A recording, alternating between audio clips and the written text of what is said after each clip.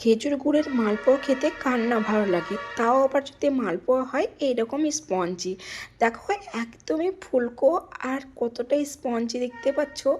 আর এই খেজুর গুড়ের মালপোয়াগুলো খুব অল্প সময়ে তৈরি করা যায়। তাহলে চলো আর দেরি না করে তৈরি করে ফেলি। এখানে আমি 1 কাপ মতো চাল নিয়েছি। সেই চালটা দেখো ভিজিয়ে রেখেছিলাম, চালটা কিন্তু খুব সুন্দর ভিজে গেছে। আর এই চালটা কিন্তু আমি আতপ চাল নিয়েছিলাম। চালটা দেখো হাতে করে ভালো করে চাপ দিলে পরে কিন্তু গুঁড়ো হয়ে যাচ্ছে। এবার একটা মিক্সিং জারের মধ্যে আমি সামান্য জল দিয়ে একটা পেস্ট তৈরি করে নেব। আর খুব বেশি জল দেওয়া কিন্তু এখানে যাবে না, সামান্য জল দিয়ে একটা পেস্ট তৈরি করে নেব। পেস্টটা দেখতেই পাচ্ছ কতটা ঘন একটা পেস্ট তৈরি হয়েছে। পেস্টটা কিন্তু খুব মসৃণভাবে পেস্ট করতে হবে। এই পেস্টটা যত মসৃণ হবে মালপোয়াগুলো কিন্তু ততটাই ভালো হবে। দেখে নিশ্চয়ই বুঝতে পারছো একদম একটা আঠালো মসৃণ একটা পেস্ট তৈরি হয়ে গেছে। পেস্টটা তো এদিকে একদমই রেডি।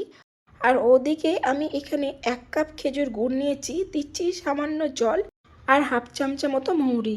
এখানে মৌরি দিলে পরে মালপোয়াগুলো খেতে কিন্তু খুব ভালো লাগে, খুব হালকা হালকা একটা সেন্ট আসে। আর এই মৌরি সেন্টে কিন্তু ভীষণ ভালো লাগে মালপোয়াগুলো খেতে।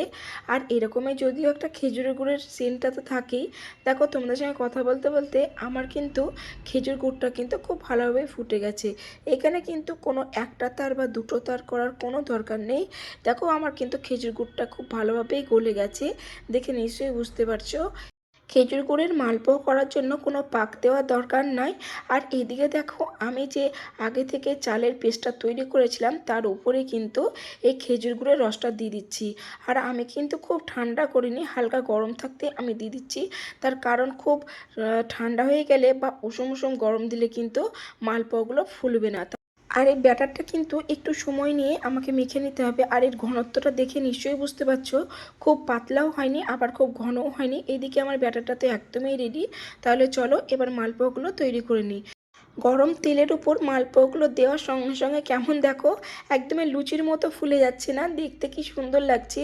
আর এই খেজুর গুড়ের মালপোয়াগুলো বন্ধুরা দেখতে যতটা সুন্দর লাগে খেতে কিন্তু তার থেকে অনেক অনেক গুণ বেশি ভালো লাগে। আর দেখো কালারটা কতটা সুন্দর এসেছে। একইভাবে সব মালপোয়াগুলোই হবে। কালারটা কত সুন্দর লাগছে দেখতে, তাই না? মালপোয়াগুলোর ভেতরে যদি কাঁচা ভাব থাকে তাহলে কিন্তু মালপোয়াগুলো খেতে এতটুকুও ভালো লাগে না। তার জন্যই একটু সময় নিয়ে যদি এইরকম করে দেখো, আমি কিন্তু হাই ফ্লেমে রেখেছি ঠিকই, কিন্তু আমার মালপোয়াগুলো কত সহজেই ফুলে যাচ্ছে। আর দেখো দেখতে কি সুন্দর লাগছে, কালারটা কতটা সুন্দর। আর আমি উল্টে দেওয়ার পরে 1 মিনিট মতো রেখে দিচ্ছি। এতে কিন্তু ভেতরের যে কাঁচা ভাবটা থাকে সেটা কিন্তু এতটুকুও থাকবে না, ভীষণ স্পঞ্জি হবে। দেখে নিশ্চয়ই বুঝতে পারছো মালপোয়াগুলো কত সুন্দরভাবে তৈরি হয়ে যাচ্ছে, দেখতে কি সুন্দর লাগছে মালপোয়াগুলো। একইভাবে সব মালপোয়াগুলো কিন্তু আমার এখানে তৈরি করা হয়ে গেছে। মালপোয়ার কালার দেখো বন্ধুরা কত সুন্দর কালার, প্রত্যেকটা মালপোয়ার একই রকম হয়েছে। আর কালারগুলো দেখো আর কতটা ফুলেছে দেখো, দেখে নিশ্চয়ই বুঝতে পারছি এতটাই গরম যে আমি তোমাদের ঠিকমতো দেখাতেও পাচ্ছি না। মালপোয়াগুলোর কালার দেখো বন্ধুরা কি সুন্দর কালার এসেছে, তাই না? আর সাইডে দেখো ডিজাইনটা কি সুন্দর লাগছে। আর কতটা নরম দেখো, কতটা সফট হয়েছে, দেখে নিশ্চয়ই বুঝতে পারছো।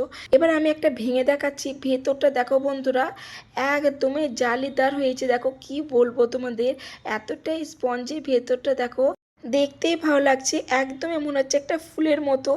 আমি যতগুলোই বা এরকম করে ভাঙি না কেন বন্ধুরা, প্রত্যেকটা মালপোয়া এইরকমই হয়েছে স্পঞ্জি।